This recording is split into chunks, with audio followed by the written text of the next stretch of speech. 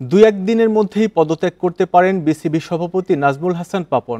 Senior পরিচালককে বিষয়টি নিশ্চিত করেছেন। সেক্ষেত্রে পুরো বোর্ডের একসাথে পদত্যাগ করবে কিনা সে বিষয়ে সিদ্ধান্ত ঝুলে থাকছে। গঠনতন্ত্র অনুযায়ী নাজমুল হাসান পাপন পদত্যাগ করলে বাকিদের পদত্যাগ করতেই হবে, সে বাধ্যবাধকতা নেই। সরকার পতনের পর থেকে বিসিবি ভবনে ভক্ত সমর্থক থেকে শুরু করে বিভিন্ন রাজনৈতিক কর্মকর্তা, সাবেক ক্রিকেটার ও সংগঠকদের ভিড়। সবার একটাই দাবি, পদত্যাগ করতে হবে বর্তমান কমিটির সবাইকে।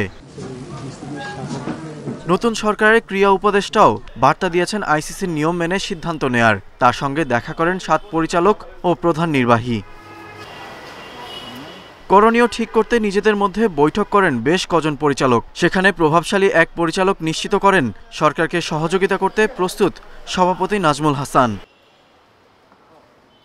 প্রোটিন, আয়রন ও ফাইবার সমৃদ্ধ প্রাণ টোস্টের আবেশে সবাই কাছে আসে। পরিবার নিয়ে লন্ডনে অবস্থান করা নাজমুল হাসান ইমেইলে পদত্যাগপত্র পাঠাতে পারেন যে কোনো সময়।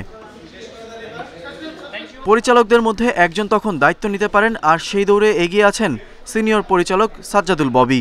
এক পরিচালকের দাবি, সভার কোরাম পূর্ণ হতে 9 জন পরিচালকের উপস্থিতি লাগবে। সেটা সম্ভব বলেও নিশ্চিত করেছেন তিনি।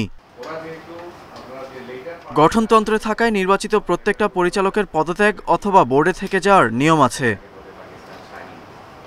2012 সাল থেকে এখন পর্যন্ত অর্থাৎ 1 যুগ বিসিবি সভাপতির দায়িত্ব পালন করছেন নাজমুল হাসান পাপন। Galib Hasan, independent news.